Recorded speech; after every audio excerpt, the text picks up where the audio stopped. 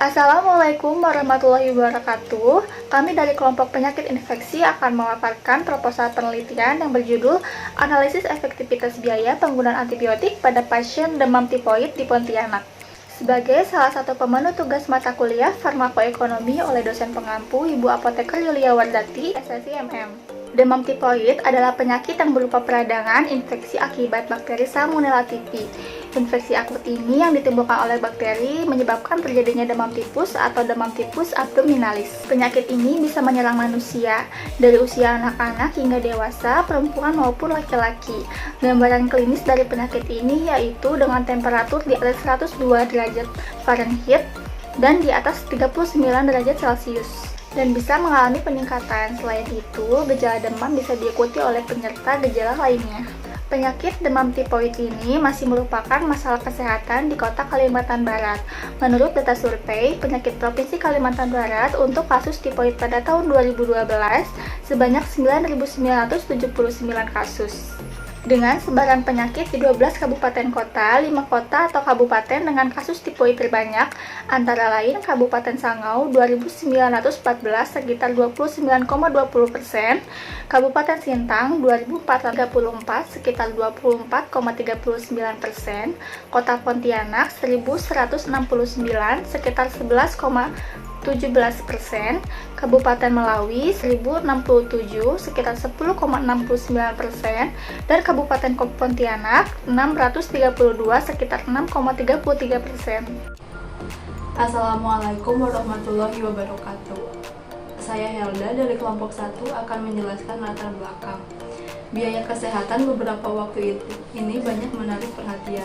Biaya pelayanan kesehatan yang khususnya menyangkut biaya obat telah mengalami kenaikan yang sangat signifikan beberapa tahun terakhir ini, dan kecenderungan ini tampaknya akan terus berlangsung.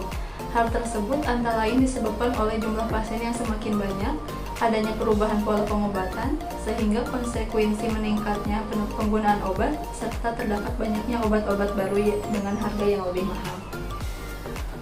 Terapi antibiotik untuk pasien penyakit di Indonesia telah digunakan beberapa jenis antibiotik. Di antaranya yang sudah banyak diketahui adalah chloramphenicol, ampicillin, amoxicillin, sulfonamid, fluoroquinolone, dan cephalosporin.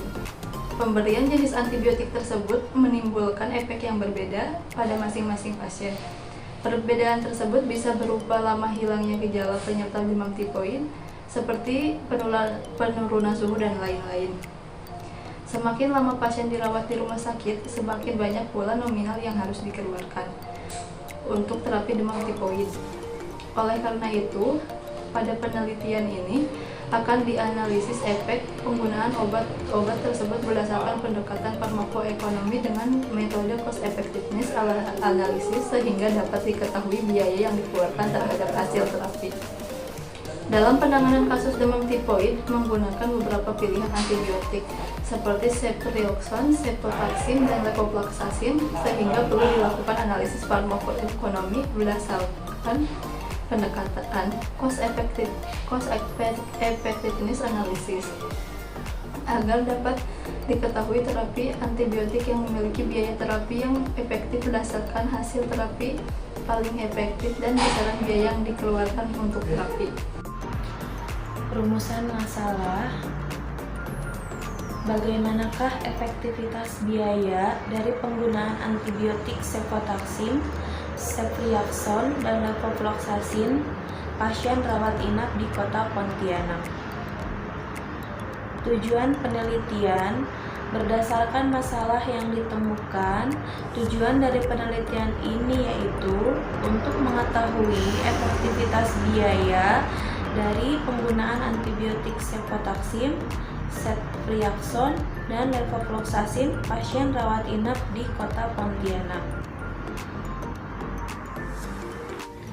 Rancangan penelitian. Penelitian ini merupakan penelitian non-eksperimental yang dirancang dengan penelitian deskriptif menggunakan metode CEA melalui studi retrospektif berdasarkan data rekap medis dan rincian pembayaran pasien rawat inap demam tipoid di Kota Pontianak tahun 2020.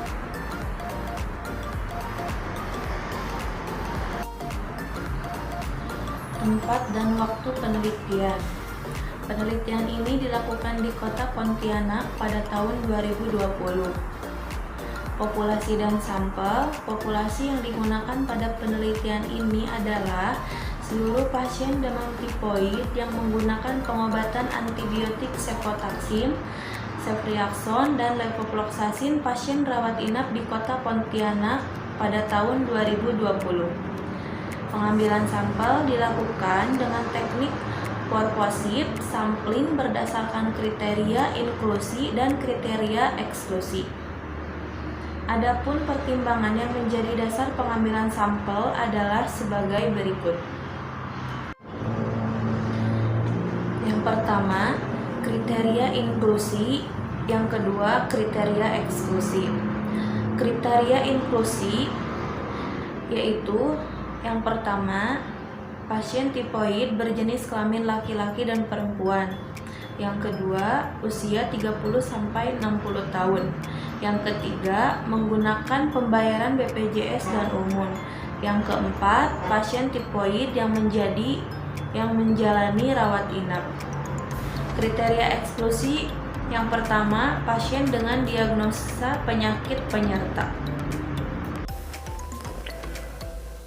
Oke, baik, saya akan melanjutkan pemaparan dari proposal penelitian ini. Analisis dan penghitungan data.